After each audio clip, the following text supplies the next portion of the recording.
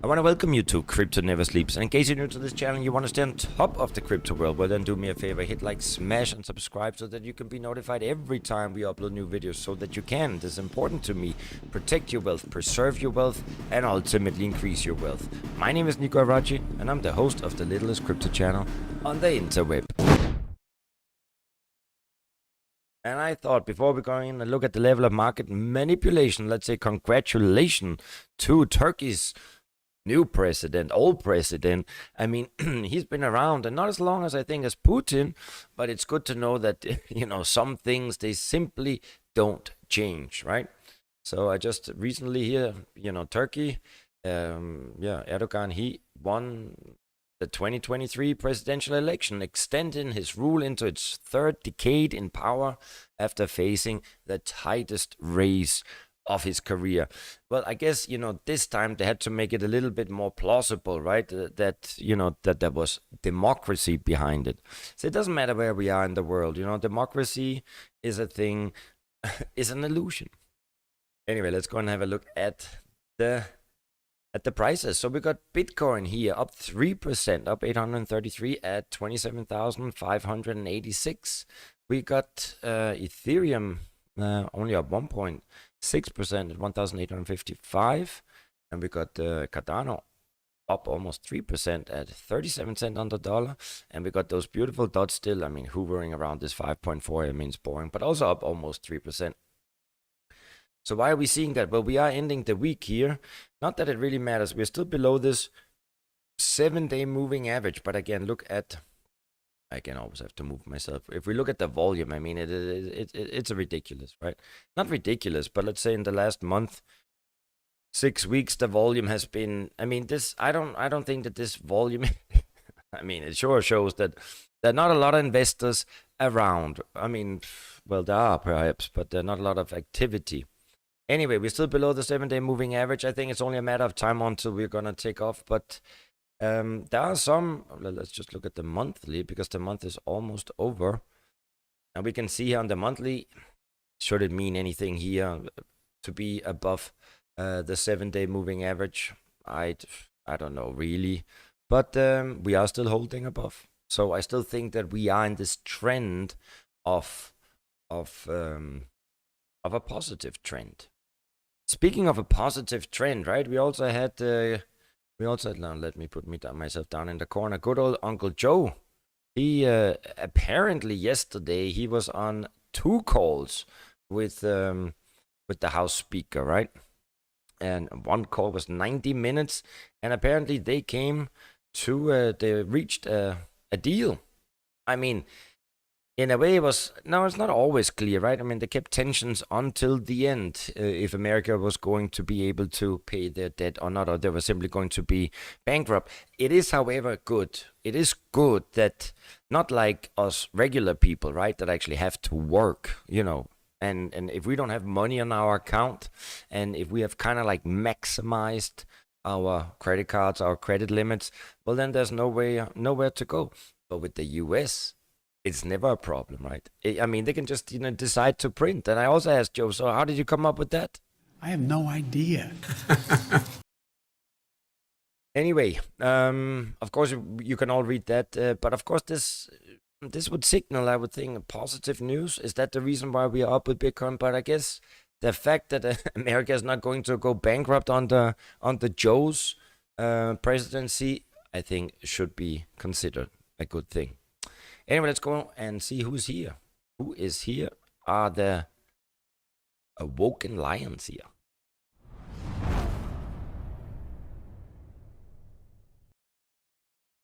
So it's good to see. I don't know. I mean, we always around 20 lions. 20 lions are here. We got Tony. Good to see you. We got Vax is here. We got David Lupin. We got Thomas. Good evening. Good evening. We got Blockchain Betty. And where's Blockchain Bully? And Murky Magdala, good to see you. Old and Ron Jeremy, thank you, sound is good. Dr. Ash, it was a close election. I wish Kemal would have won. Yeah, well, in the end, we're going to talk a little bit about the geopolitics. And as I said, a few lies from Ukraine. Blockchain Police here. I love you in southern Ukraine. However, please, you are right. You know, be careful. Be careful, not about the bombs. There are no bombs here and there are no bombs there. But just like remember President Bush and Dick Cheney, right? There were no bombs here and no bombs there. No, there are bombs, obviously, but not where I live. Here where we live, it's very peaceful. I should be careful about speaking against, Ukraine. Now, that's actually quite dangerous, but we're going to try to keep it real, factual, supported by evidence. And Salona Puri, good to see you. So let's go in and let's start with first things first. Of course, Synthetix, but before that, just a little bit, I always like to, to show verification that it's only a matter of time, I believe, before we're really going to see mainstream mass adoption. And I saw this little thing here. Let me just go over. Well, not Synthetix. So, I speak, I speak Danish and German and English, but I also read a lot of German news because I lived many years in Austria. Anyway, so I don't know if you know this site, NTV, but it's kind of like one of the biggest, news, web news platforms in Germany. And it is nice. It's just a small verification again. But today they were also, again, promoting cryptocurrencies. So there was here from Investor Verlag, which is, kind of like a recognized, credible, what do you say? People believe them when they come out with books or announcements. And I mean, look at that Bitcoin. But I mean, we know that Bitcoin and Ethereum and so on, we see them on mainstream news. But now they're really, I would say they are talking a lot about staking, and I like that. So they were talking about that cryptocurrencies and that the staking is kind of like behind the boom. So I went in here and you can see they're actually, so when you go in there, they're actually giving away a free book. Look at that, a free book. Get Rich with Cryptocurrencies. I mean, I don't need that book, but they also had where you could download a crypto staking guide where they are naming the 16 cryptocurrencies that they think are good. Now, so it wasn't, and the reason why I wanted to show this, because we know that it's only, I mean, once we're going to see mass adoption and once we're going to see, a new inflow of money and investors, they are going to be following, let's say, more mainstream media, right? They're not going to come and look and find the littlest crypto channel on the interweb. So they will kind of like trust the traditional media. So it's important to see which ones they are actually promoting. So we can see here crypto staking. Can make it a little bit bigger. And here are the 16 coins that they are naming. Ethereum, Cardano, Tron, Tezos, Solana, Polkadot, Polygon, Cosmos, the Graph. I like that they put the Graph in there. Kusama, Near, Avalanche, Elrond, Flow, Carver, and ApeCoin. Now, we can have a healthy debate if these are all protocols that we believe in, but nevertheless, they're being mentioned on mainstream media, and that is important. That is also just a little thing that I would also advise you, that when you during your daily research, right, that you go in and you whatever it's going to be, because it is, in the end of the day, in the mainstream media, the traditional, the legacy, or what do you say, the legendary, legacy media and banking for that matter, that will ultimately push which coins are going to take off. And here, I also want to point out one little thing. You see, for example, I love Ivan and Tech, I think, and he's the number one when it comes to his daily show and also his insight, also especially when it comes to understanding programming and understanding the technology behind the blockchain. But sometimes, so he might, what I sometimes recognize for people that really understand the technology is that they might find one protocol or something better because it's more technologically advanced. But even though it can be that Solana is the better and the quicker and the faster blockchain, but since it's been chosen that Ethereum is going to be the settlement layer of the future of finance, and I also believe that Polkadot and Kusama are going to be, let's say, the choice for, not for the CBDC, but for, let's say, the end station for migrating traditional enterprises onto the blockchain. So it can be that there are other ecosystems that are quicker, faster, cheaper, but if they are not the chosen blockchains, let's say from the elite, because I do believe that the future of finance is planned, then they won't be the ultimate winners. So try always to look out for that. So that was about that. I think it is, so now let's get in here and talk about Synthetix. I just need to have a quick drink, and yeah, let's still hope that Bitcoin, I'm still a firm believer that Bitcoin is going to hit 200 to 250,000 probably by end of 2025.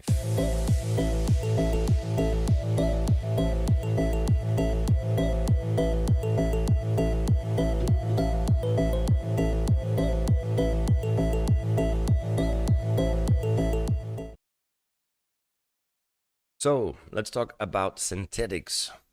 Truly the #1 derivatives liquidity protocol. And as you know, we also own Synthetix, and I mean, again, as I said, I own nothing, and I'm pretty happy. And it is important, whatever I say and do here is not financial advice. Please do your own research, because at the end of the day, I don't know shit about crypto. So now that we got that out of the way, so what are some of the updates also here? Why do I really think that Synthetix has everything, all the signs to stay the market leader? And also with they're working on the protocol, they're making it better. And we're also seeing here some of the highlights. The recent integration with 1inch has been driving up the utilization of the protocol on the Ethereum mainnet. Several, and this is important, several protocols integrated with Synthetix on Optimism, which we all know. We all support Optimism. Optimism is the layer 2 solution fit for high volume speed trading, generating fees to the protocol. So basically, Synthetix wants to be the backbone of liquidity. And we have been staking, we'll see that in a second. So these integrations, they have been leading to a rise in fees paid to the protocol, and the stakers, the SNX is the ticker. They have, the holders, when staking it at the protocol's pool, we have been entitled to receive a part of the trading fees, like everywhere when you trade. We're also going to briefly look into the roadmap for the next 6 months, because they have major releases, and it seems that that's going to increase the utilization further. And an increase in protocol revenue, generating an increase in the SNX staking. So here, still, one of them, I really believe one of the, I mean, if the first, when you enter the crypto market, Bitcoin, yeah, you got to hold Bitcoin, Ethereum.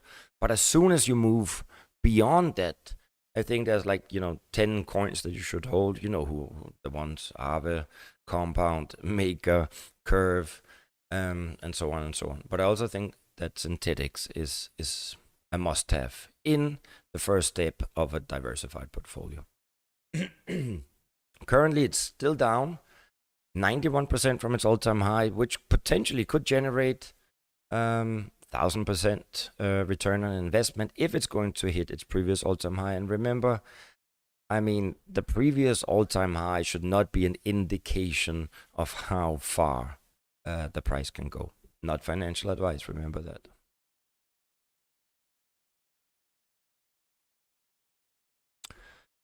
So in case you don't know, well, Synthetix is a decentralized synthetic asset issuance and liquidity protocol offering users to trade synthetic cryptocurrencies, fiat currencies, and commodities. And each synthetic asset tracks the price of an external asset through the use of more oracles, but I think the most known one is Chainlink.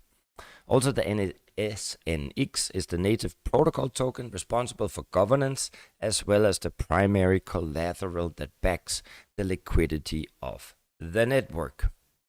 And as we can see here, I like Coin Bureau and I like Guy. I think he is a master of summarizing summaries.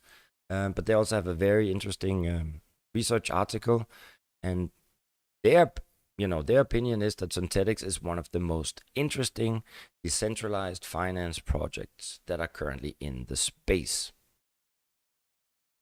So why I also have loved Synthetix is that throughout the bear market that we have experienced through the most of, since end of 2021 and especially in entire 2022, staking on Synthetix has been a good thing. A wonderful thing, to be quite honest. So anyway, so you can, they can be staked. So you stake your SNX tokens and then you receive SUSD, which is the stablecoin of the Synthetix protocol. And alone in March, stakers earned more than 4.5 million in fees. And over the first quarter of 2023 was more than 13 million. So what I did also from here a few days ago, I collected my weekly staking rewards, and I just want to share that with you and also go through it. So here we go. I hope you can hear me here.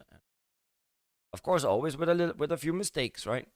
So you go in there and then you go to the staking app in case you are not familiar with that. You go in every time, you gotta update those terms of service. Now that is important. And they change. I mean, staking on Synthetix is a little bit, you gotta pay attention. Anyway, you connect your wallet. I did a little bit of mistake here and I kept that in the video because every time, even though I spend quite a lot of time dealing with cryptocurrencies, somehow, I always little things that you kind of have to change. And in the beginning, whenever it didn't work exactly the way it should, I would get scared and I'm thinking, oh, what's happening? What is happening? But it's a consistent, let's say, evolution of the blockchain, the technology, and also what you need to learn. And this is still one of the biggest problems, that when we get Sister Shirley and Brother Jamal into this space, that it can be a little tricky. Anyway, you can see here, so I'm better at connecting the wallet, but I can't even remember what it was. I think that somehow I had another wallet open and I had to deal with that. But you will see in a few seconds, then we got that settled.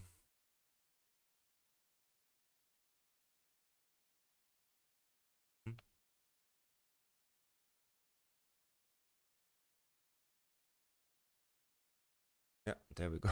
And see the logo. No, I wanted you I could have cut this out, but I wanted to show that, even I have some problems. Anyway, so we reset the computer, what do we say? Refreshed. And here you can see that we have a collateralization ratio health, which is very important. You always need to keep that above 500. And a few months ago, it was, only had to keep 300.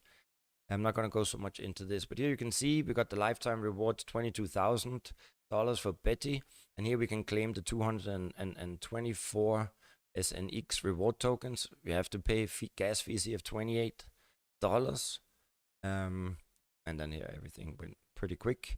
Of course, always go and view an Etherscan to see.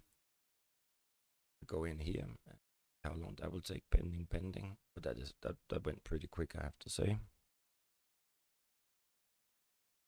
So this week, and you have to do it weekly, and I think this week we got around 500, so roughly around $2,000 we've been able to generate almost per month, even in bad times. Yeah,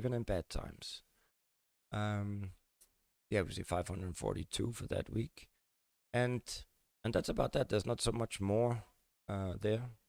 There are a few things that maybe are not the best. Is that you have to do it once a week. You have to claim your rewards. If you do not claim them, then they are lost, and you have to keep a certain amount of ratio, in relations to the SUSD, the stablecoin that are being minted. Here you can go up and they have, the user experience and the user interface is really much better than it was in the past. So they keep improving, and that's what I really love about them. So that was that. So back to if you have any questions, you can always ask me, because I don't know if any of you are actually, I mean, are you holding Synthetix? Are you staking them? I mean, I would advise to do that. Anyway, let's go over some of the key metrics for the first quarter. And we can see, I don't know if you can, the number of I mean, basically, they're continuously growing. The number of stakers has increased. The volume traded is increasing. The trading fees are increasing.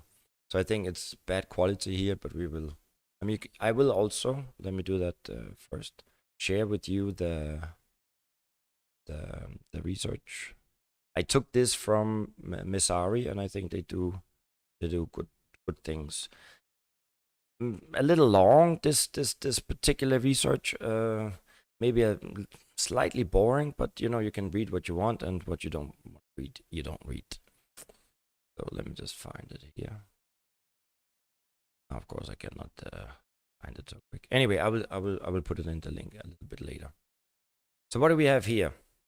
Synthetix, they are on the path, and I believe they will become the market leader from many points of view. Still are already the market leader, but regards to the back end for multiple perps front ends. So basically what Synthetix is, it's like it's in the background, and then you got other protocols kind of like building a white label front, but are using Synthetix as the liquidity provider. So the launch of Synthetix PERPS version 2 has been a catalyst to increased volumes. Reason being is the version 2's lower fees, dynamic funding rates, and price impact function created a mechanism similar to an order book. So of course, it's all about trying to create an environment where people can trade as they have been doing or are doing when it comes to stocks, you know, in the traditional markets. So these improvements, they led to nearly 4 billion in volume on Synthetix perps in the first quarter of 2023. And a consistent volume growth in the quarter can be attributed to the launch of new markets. We'll see that. So Synthetix is now the back end for multiple front ends like Quenta, but Quenta being the dominant exchange in the first quarter of 2023. And then the two new ones, Polynomial and Decentrix. They are newer, but they only facilitate, I mean, there we can see a concentration. They only facilitated $30 million in volume, whereas almost 3.9 billion came from Quenta. So here we can see red is Quenta, and a little bit of purple, and up there, that's Decentrix and Polynomial. But nevertheless, I don't think that is really a problem at the moment. They also have, here we can see, if you go into their website, powered by Synthetix. And then you can learn more about that the platform, you know, other platforms that are building on top of the Synthetix protocol. So Synthetix is truly there powering the decentralized perpetual futures option markets.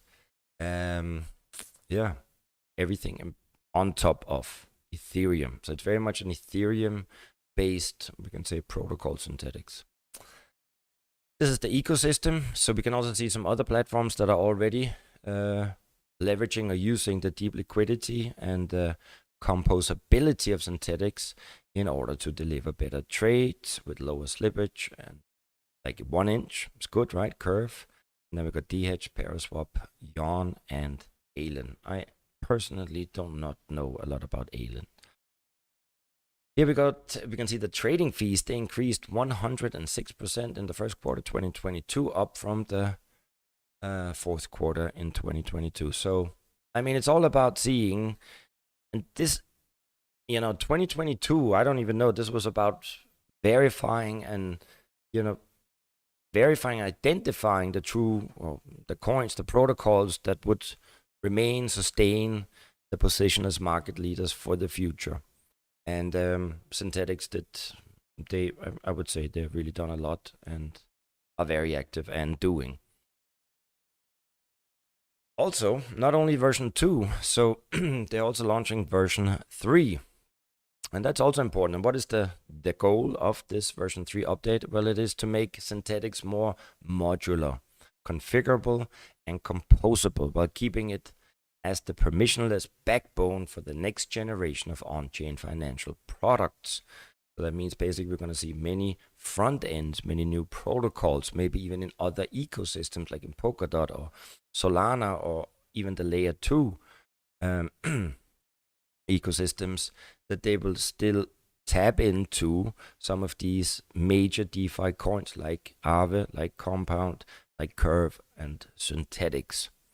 But the primary achievements of the version 3 are the liquidity layer for DeFi derivatives. So protocols that can leverage the existing liquidity in the Synthetix protocol in order to create pools, vaults, markets, which also give stakers more optionality on where to allocate their credit. And I really have to say, we did a lot of staking. You know, when the markets were up, we were generating lots of returns everywhere and anywhere. But as we saw this bear market in 2022, Synthetix was really one of the best staking opportunities that were there. So power to stakers with multi-collateral staking. So when they talk about increased optionality for stakers to target debt exposure, hedging ability, collateral type, and credit type through combining vaults into pools connected to one or more markets. A composable, developer-friendly system. When we talk composable, there's also composable finance and Polkadot, but it's about what they're trying to do. It's all about, I guess, programming and getting modules out there that are user-friendly to use, of course, efficient. So, you know, if you were to create, you know, your own protocol, you want to take, you know, you want to use maybe Synthetix for something in the back end, but you also want to use Aave for some other things, or you want to use Centrifuge. So it is about developing or being able to deliver small modules that you can kind of like Lego, you know, Lego from Denmark, you know, you build, that you don't need to take the, you know, don't need to take everything from Synthetix, but you can just take a few, composable Lego, I don't even know. Anyway, to simplify and improve the developer experience by making the system cleaner and increasing the tools available to builders. Obviously, the future is cross-chain, allows assets to be teleported cross-chain using the shared liquidity layer. And that's what it's all about, and that's also the main, I mean, it was always Polkadot talking about interoperability, but of course, we shouldn't talk about different ecosystems as being a standalone, because that wouldn't work, right? We need every ecosystem to be able to communicate with other ecosystems if they are going to survive. What do we say here? This we already got. So overall, the Synthetix version 3 update should make the protocol more flexible for stakers and protocols, while also extending its reach across Ethereum virtual machine deployments. And the key features will likely be cross-chain functionality, multiple collateral types, developer tooling, and increased staker optionality by enabling the creation of custom derivatives protocols. And Synthetix hopes, and I do believe, that they will be the forefront of the next generation of on-chain financial products. So just to close this up here with Synthetix, I do believe that they are at the forefront of the DeFi movement, especially when it comes to offering synthetic assets, and also by offering specialized trading strategies. So you might not really go to Synthetix, but in the background, you are most certainly using the liquidity pools of Synthetix. I like this last sentence here. So given the massive size of traditional financial markets, which we know reaches into the hundreds of trillions of dollars, Synthetix has the potential to create a massive tokenized market on the Ethereum blockchain. And that's also why I said that I don't believe that the past all-time high that we saw here is any indication of how high we can go. But I would estimate probably in the next cycle by 2025, probably 3 times the previous all-time high. That would be my 2 cents on the dollar. That's about that when it comes to Synthetix.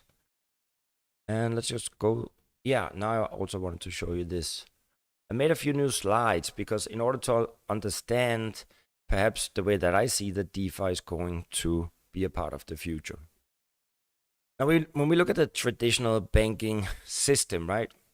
We have obviously the Federal Reserve, the central bank, they're issuing, bonds and let's just say money. But in order to circulate that into the system, they have commercial banks and, all the traditional banking industries, and the banks then distribute the money to individuals like you and I, to companies, and we then deal with this middle layer of commercial banks or credit banks or credit unions, whatever they're called, investment banks. The future, once we're going to see the CBDCs being launched, then I think that this layer of the commercial banks is gonna be obsolete. That's also why we are seeing in the past 100 years, we've seen a lot of banks going bankrupt, and especially also actually this year we saw Signature Bank and what was the other one, First Something Bank, which in terms of bankruptcies, in terms of size, were much bigger than what we saw, not much bigger, but bigger than what we saw in 2008. And I think we have been experiencing this gradually monopoly, or let's say consolidation of the banking industry, because obviously this middle layer of the commercial banks and the banks in between, they do not agree, all of them, with the CBDC and a future where the middle layer, let's say these commercial banks, saving loans, credit unions, are not needed. And I believe this is the future. Anyway, so we're seeing a consolidation of the banking industry, which we've seen over the past 100 years. But I believe this is the future. We can see here, so this is what the elite are aiming to set up, so that we have the central bank in the United States, it's the Fed, right? And European Central Bank in Europe. One second. And this nice illustration in the middle that I got Jerry to make should illustrate the decentralized applications. So we don't have those middle layer of banks, but the Federal Reserve will issue money, and then we got all these dApps like Synthetix, like Aave, like Curve, like a lot of them that are truly decentralized, then distributing, and these will be the different dApps where we will, basically do our financial work. And that's why I believe that Synthetix has such a big future, and that's also why I keep naming these same 10 coins, these top quality market leaders when it comes to DeFi. Let me know what you think. Let me know. So before we move on to a few lies from Ukraine, and that's the next topic, let's just go in and see if anybody's had anything to say in the chit chat, or if you just want to say I'm horrible, terrible, and I look tired. That's also okay. So let me see here. Hello, my friends. Dennis van Riem is here. Good to see Money Man. You're number one. You're not late at all. I was supposed to do the stream here the last 2 days, but so it is 20.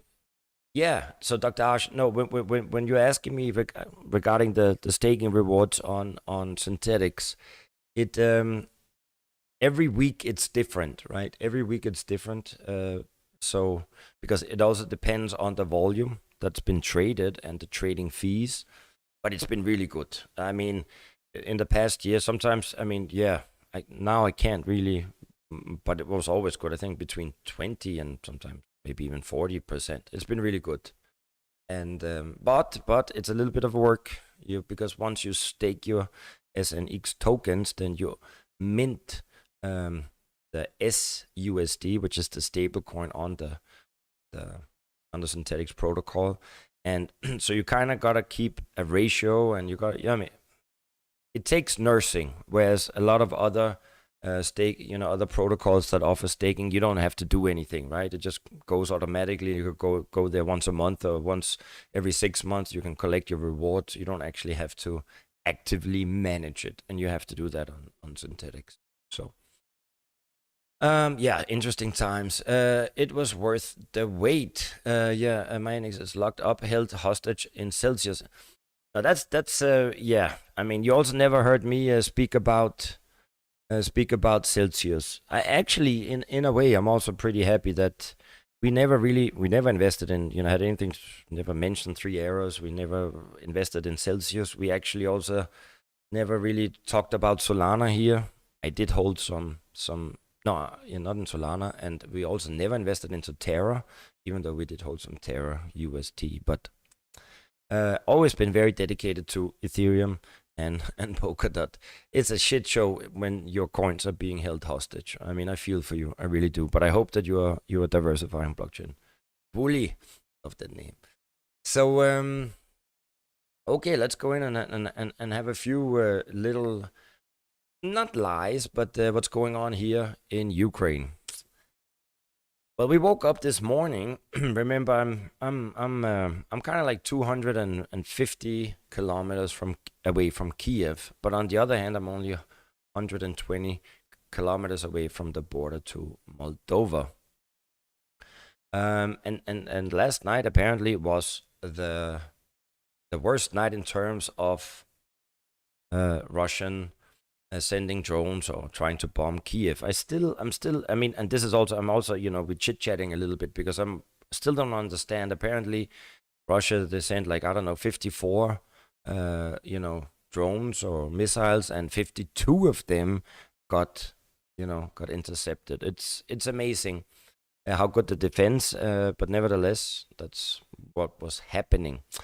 But I wanted, so we can see here that I think we could almost look at this, and also this was kind of like what I thought would happen, that by summer, I kind of thought that not the war would be over. It depends how we classify the war to be over, but I think that at least Russia, they have achieved what they set out to do, right? And remember, I'm not pro-Russia, not pro-Ukraine. I'm pro-love and peace, and I would really wish that war would be over. So it's not pro the one or the other. And pro honesty though. So anyway, so it looks like Russia, they have actually taken what they set out to take from the beginning, and as far as I understand, this was all according to the Minsk agreement from 2014, where after the 2014 incident, that there was a Minsk agreement where the regions here, the Donbas regions that are all in pink and red, they should actually be allowed to have free elections and choose if they wanted to be independent from Ukraine. So Russia has kind of like gotten what they wanted, and especially here with the last thing, Bakhmut. Bakhmut looks like Aleppo from Syria, but... And why don't we have peace? Why is there not peace? I mean, and I also want to hear what you think, right? Because when this broke out, this whole conflict, it was kind of clear to me that Russia were going to take what they said they were going to take, right? And why would Ukraine? Because Ukraine is bankrupt now, right? And not only is Ukraine bankrupt, a lot of soldiers, a lot of good people have died. So Russia is still proposing and saying, hey, we can have peace tomorrow. You want to have peace? Let's have peace tomorrow, right? And I actually think that the terms are not so bad. Ukraine, they must return to a neutral, non-aligned status. Now, let me just point out, Norway is neutral. Austria, supposed to be neutral. Switzerland is neutral. Actually, when you look at neutral countries, they're actually some of the best. It's not a bad thing to be a neutral country. Anyway, so that's one demand. And obviously, they, refuse to join NATO and the EU. So no, weapons or a military alliance, and also not the European Union. And anyway, also if you look at the European Union, it's a failed community, right? I mean, ever since the beginning, right? You took, I don't know exactly the number. It's like you took 10 poor and 3 rich. And then the idea was that if we get all together, we're going to make something wonderful and we're all going to get rich. No, that was not going to happen, right? I mean, 2 and 2 is 4. But with this EU deal, it was like 2 and 2 is 222. Anyway, EU don't want Ukraine in there because Ukraine is dirt poor. It's corrupt. And the EU was anyway a failed idea. Anyway, and then also another part is that Ukraine, they need to recognize the new territorial realities, and that is the Donbas region that emerged after the people exercised their right to self-determination, referring to 4 former Ukrainian regions that overwhelmingly voted to join Russia in the public referendums. And here we can see these are all these red. It's Donetsk and Lugansk and one more or 2 more. So that should be recognized, obviously. And I like this here. Another crucial element of any peace settlement in Kiev's commitment to respect the rights of the country's Russian-speaking population. I mean, Russia is is an old culture, right? I mean, they've been around longer than you and I. So please, I mean, respect the language. And I mean, I'm not a I'm not a very religious individual. I consider myself more an atheist, but at least you need to respect freedom of faith.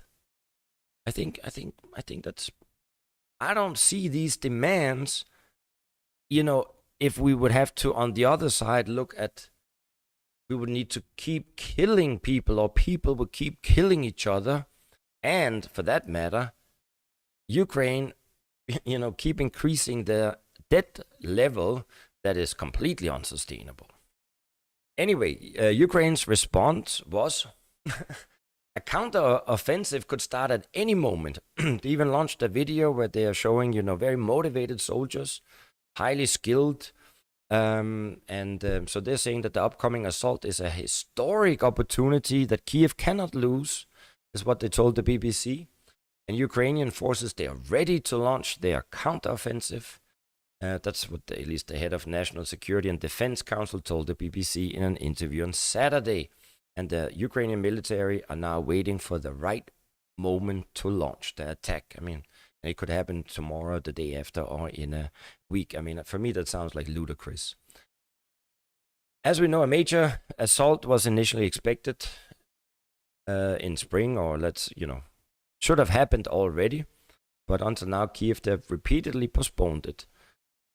Saying that weather conditions have been bad, but mainly because they need to obtain all necessary weapons and equipment from the Western backers. So also in this interview here from whoever he was, what was he here? The head of the National Security and Defense Council. He said that he described the planned attack as an historic opportunity that his nation cannot lose if they want to become a big European country. But when they're saying here that they're waiting to obtain all necessary weapons and equipment from Western backers, well, we don't have to go very much back in time, right? I mean, Russia is destroying the Ukrainian ammunition before Ukraine are even able to send those weapons to the front. And I think we have seen that even though Ukraine or the West, they call that propaganda. I mean, especially this explosion, from this one, I was only like 150 kilometers away. And no, that was real. That's real. And that's not even, Ukraine, they would claim that that's old ammunition from 1965 or even older. No, I don't think so. I do think that that is Western ammunition. Anyway, so Russia is doing a pretty good job in neutralizing all those billions of dollars that is being sent in terms of weapons to Ukraine, and they basically destroy it before it even goes anywhere. And here we can also see, and this was actually this was written in the Telegraph, that Kiev is desperate due to the lack of soldiers before the offensive. And I believe that, and that picture that you are seeing here, there, and yeah, we'll make it bigger. That's a picture that you see here in every city, and this is for fallen soldiers. So for every fallen soldier, even though we don't get any numbers, but we very much, when you drive around, I drive a lot on my bike here, and the cemeteries are full of this. I mean, it's terrible. So yeah, they are desperate due to the lack of soldiers before the offensive, so why wouldn't we wanna stop that? Now, another thing that I also, showed you in the beginning, the Ukrainian soldiers, I know that they're being referred to as, the Navy SEALs and the Green Berets and whatever.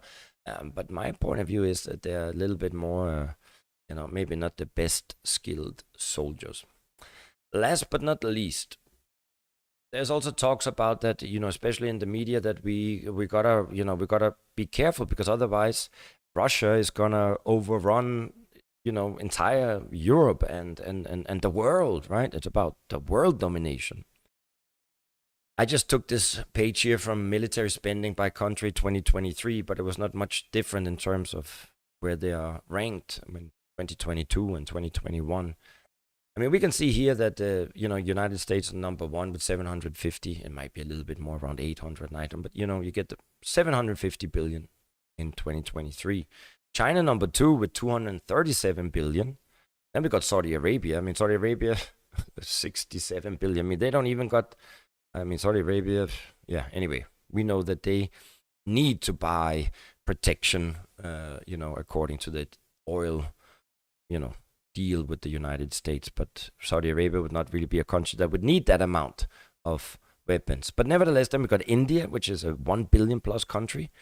United Kingdom, 55 billion, Germany, Japan, and then Russia here down on a, 1, 2, 3, 4, 5, 6, 7, 8, with 48 billion. It could also be obviously that this is all lied and it's not true, but I guess also if we look back in the last 10 years, Russia has always been far, far behind, let's say, the United States, and if we would put together the European Union on NATO. And we're also seeing Russia. I mean, Russia didn't overtake, the Donbass region that easy, right? It has been a struggle, and it's been on for a long, long time. So I don't think that really that Russia's plan is to, strive for world domination and going, into Poland and Romania and so on. Anyway, that's just my, my point of view. And that's it. That's it. So yeah, let's go back to the chit chat, and then we can finally have a well-deserved Sunday evening. What do you say? What we bullish on, boys? On Synthetix, on Aave, on Compound, on Curve, and the Graph. I love all of them. And I forgot 1inch, Uniswap.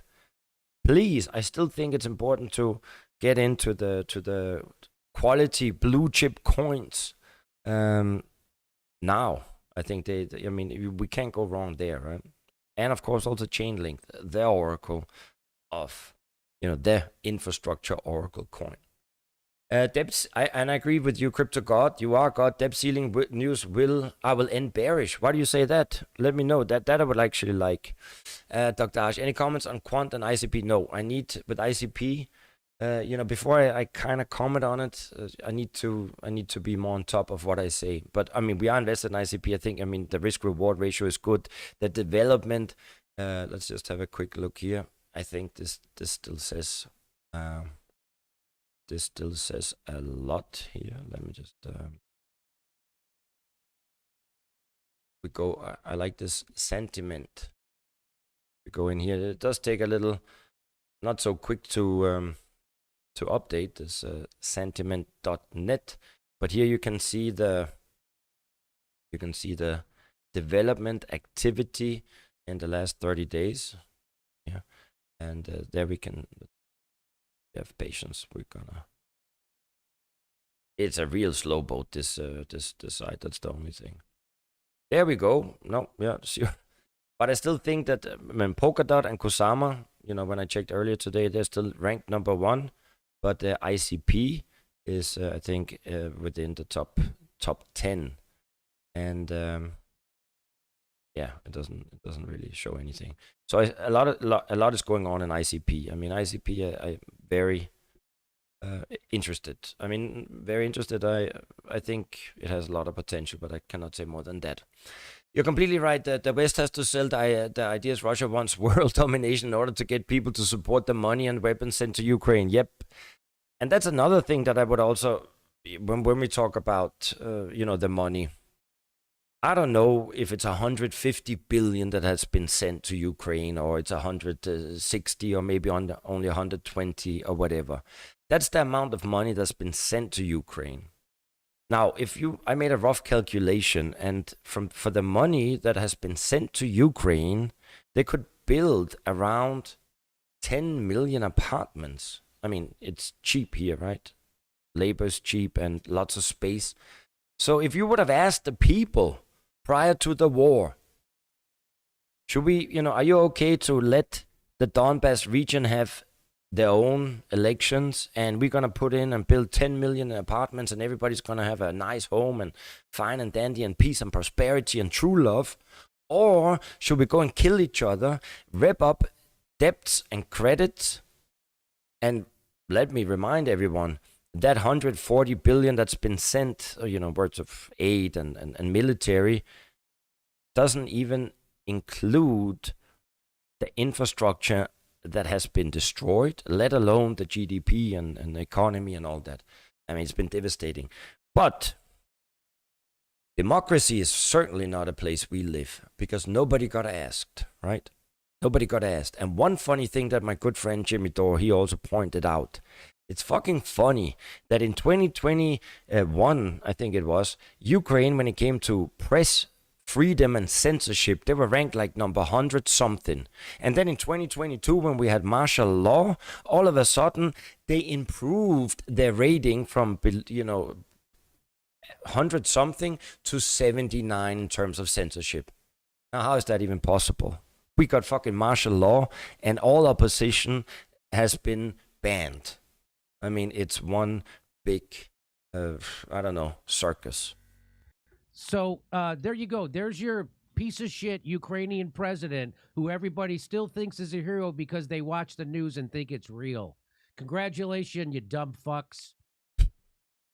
And that's what I think about that. Guys, I will see you soon. I don't know if it's going to be tomorrow. I don't lie, right? Lying is not good, but soon. I love you all. Thank you for being here. And God bless all of you. And of course, America.